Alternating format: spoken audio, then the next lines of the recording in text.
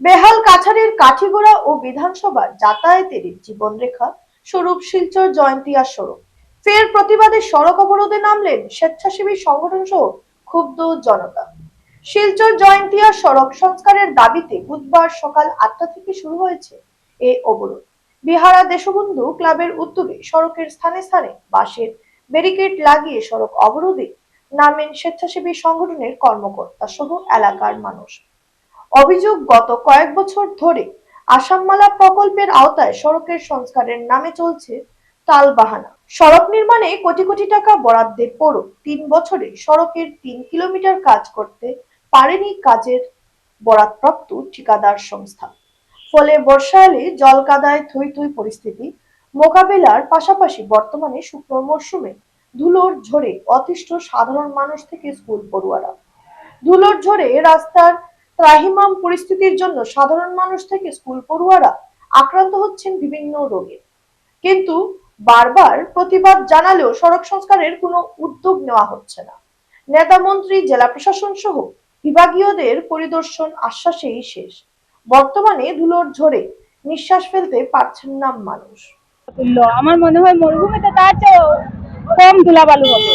এত ধুলাবালু, বাচ্চাগুলা প্রতিনিয়ত কষ্ট করে স্কুলে আসছে, প্রতিনিয়ত এইভাবে ধুলায় জড়িত হইতেছে।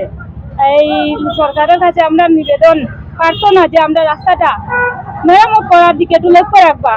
অসুবিধা, ওই জায়গাটার ধুলা প্রচন্ড বেশি। আর আমার যার ঘর রাস্তার সাথে, আমাদের ঘরে তো কোনো জিনিস মানে দেখাই যায় না, ধুলার পুরো পরত পড়ে থাকে।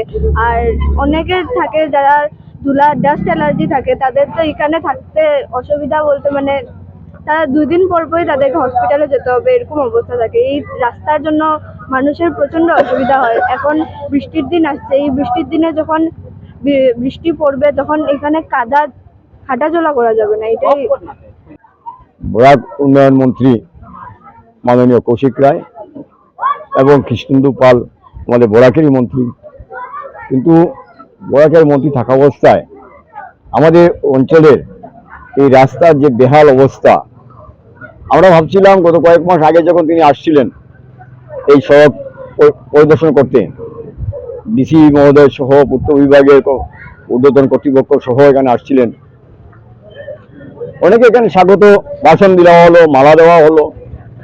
আমিও সেই সভাতে ছিলাম উপস্থিত, দেখলাম।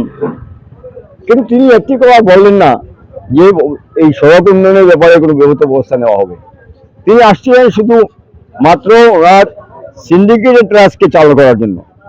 কারণ আমরা যেটা বুঝতে পারছি, এই কাঠিগোড়া থেকে যত পাহাড় পাথর যায়, মেঘালয় থেকে যে কয়লা আসে বা ইয়ার্ডের যেগুলা গাছ বা পাথরগুলো আসে, সমস্ত কিছু যেটুকু পরিবহন ব্যবস্থায় যতগুলো সমস্ত কিছু সিন্ডিকেটের উপর ব্যবহার চলছে, এবং সেগুলো সিন্ডিকেটের টাকাগুলো কোথায় যায় আমি মনে করি সেটার ব্যাপারে মন্ত্রীরা সরাসরিভাবে জড়িত। নতুবা এই যে হেভি গাড়িগুলো যাচ্ছে, রাস্তা নষ্ট হচ্ছে, বর্ষার সময় সামান্য কিছু পাথর দিয়ে তাদের গাড়ির যাওয়ার ব্যবস্থা করা হয়। আমরা দেখি কোয়ারির গাড়িগুলো যাচ্ছে, আমরা ব্যক্তিগতভাবে কোনো কোয়ারি মালিকের উপর আমাদের আক্রোশ নেই, সে তার গাড়ি আছে, ব্যবসা আছে, তার ব্যবসা করুক, তারা ট্যাক্স দিচ্ছে রাস্তার, কিন্তু রাস্তার কি অবস্থা? সুতরাং আমি এই সরকারের গ্রাম উন্নয়নের যে ব্যবস্থা, গ্রাম উন্নয়নের যে চিন্তাধারা, কিছুই নাই, প্রতিবাদ নেই। প্রতিবাদের প্রয়োজন আছে। আমরা এই সমস্ত কিছুর জন্য বিভাগীয় মন্ত্রীদের আমরা দায়ী করছি। বিশেষত কৌশিক রায় আমাদের অঞ্চলের মন্ত্রী হিসাবে তিনি আসছিলেনও, আমরা এই এলাকার মানুষ আশা করেছিল বুধে কোনো পরিবর্তন হবে, কিন্তু না, আসল উদ্দেশ্য হচ্ছে বরাকের ব্রিজ যখন ভাঙলো, নষ্ট হলো, সেই হেভি গাড়িগুলো যাওয়ার ব্যবস্থা করে দিলেন। ভাঙার পরে ব্রিজটা ভাঙলো, সেই গাড়িগুলো যাওয়ার ব্যবস্থা করে দিলেন এই রাস্তা দিয়ে।